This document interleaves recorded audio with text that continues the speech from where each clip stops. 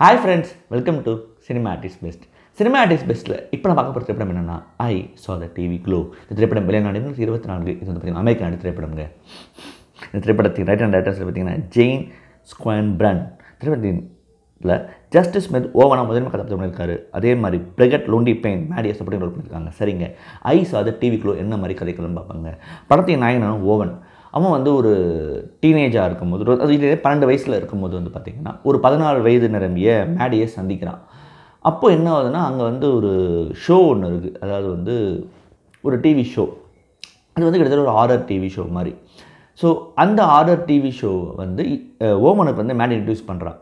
But ஓவனோட வீட்டில் வந்து பார்த்திங்கன்னா ரொம்ப ஸ்ட்ரிக்ட். பட் மேடி அப்படி இல்லை, அவளுக்கு என்ன தோணுது அதை செய்கிறான்.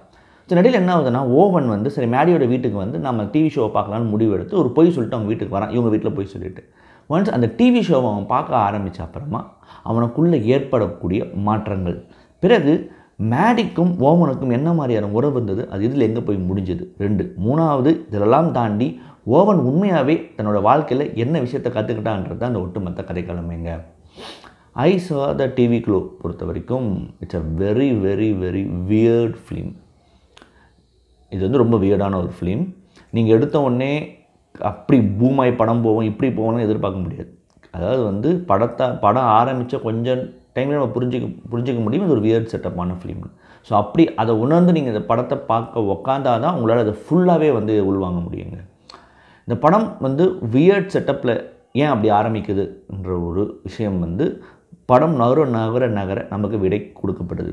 இந்த படத்தில் வருகிற அந்த ஹாரர் எலமெண்ட், அந்த ஹாரர் எலமெண்ட் வந்து it's one of the most interesting element. ஒரு ஹாரர் செட்டப் பேக்ட்ராஃபில் இப்படி ஒரு கதையை சொல்லணும் அப்படின்னு முடிவெடுத்து சொன்ன ஒரு தைரியம் வந்து டைரக்டர் இந்த இடத்துல நம்ம பாராட்டணும். அது கண்டிப்பாக இந்த படத்தில் ஒர்க் அவுட் ஆகிருக்குன்னு சொல்லுவேன்.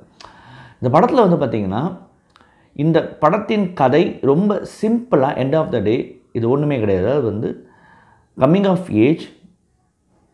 Age at the same time இங்கே இந்த உலகத்தில் இந்த சமூகத்தில் இங்கே எல்லாரும் ஒன்று தன்னை தானே தனிமைப்படுத்திக்கிறாங்க, இல்லை தனிமைப்படுத்தப்படுறாங்க.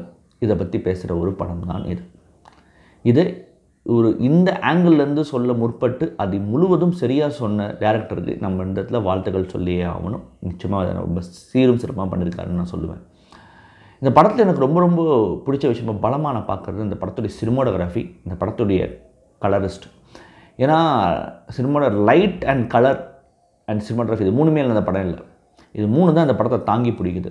அதாவது டேரக்டர் இந்த விஷயத்தை எடுத்து தான் தன்னோட நரேஷனையும் சொல்கிறார் ஆடியன்ஸுக்கு. ஸோ அப்படின்னும் போது அந்த 3 விஷயமே ரொம்ப கனகச்சிதமாக அழகாக ரொம்ப கதைக்கு பொருந்தி ஆடியன்ஸுக்கு வந்து புரிகிற மாதிரி பண்ணியிருக்காங்கன்றது தான் பெரிய விஷயம். அது ரொம்ப நல்லாவே பண்ணியிருக்காங்கன்னு நான் சொல்லுவேன். It was really very good in that thing அந்த பாட்டை பொறுத்த வரைக்கும். அடுத்தது இந்த படத்தோட பெரிய பலம் நான் பார்க்குறது வந்து இந்த படத்தின் கதாநாயகன் நடித்த justice Smith. Wow, super performance. அவரோட பெர்ஃபார்மன்ஸ் வந்து நிஜமாக பார்த்தீங்கன்னா அவர் ஒரு விதம் பெர்ஃபார்ம் பண்ணிகிட்டே இருக்காருன்னு தெரியாத ஒரு பாயிண்ட் இருக்குது பார்த்தீங்களா. அது வந்து இந்த படத்தில் நம்ம படம் பார்த்து பண்ண முடியுது.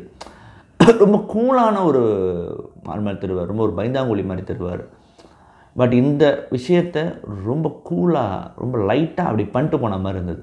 Is performance really it's one of the pillar of the ஃபிலிம்ன்றது எனக்கு எந்த சந்தேகமும் கிடையாதுங்க. அதே மாதிரி மேடியாக பண்ண பிரெகட் லோண்டி பெயினோட பெர்ஃபார்மன்ஸும் ரொம்ப நல்லாவே இருந்தது. அவங்களும் ரொம்ப அழகாக வந்து சப்போர்ட்டிங் ரோல் பண்ணியிருந்தாங்கன்னு நான் சொல்லுவாங்க.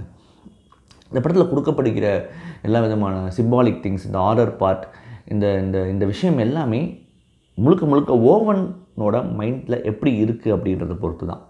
ஸோ அதை வந்து ரொம்ப அழகாக வந்து பிளேஸ்மெண்ட்ஸ் பண்ணியிருந்தாங்கன்னு நினைக்கிறேன். இதெல்லாம் வந்து படம் பார்க்கும்போது உங்களால் கிரகிச்சிக்க முடியலன்னா அது டஃப் ஆகிடும். பட் என்னால் கிரகிச்சிக்க முடிஞ்சுது. பட் டெஃபினட்டாக உங்களாலேயும் அது முடியும்ன்றது எனக்கு நம்பிக்கை. படம் பார்க்க உங்களுக்கு புரியும்.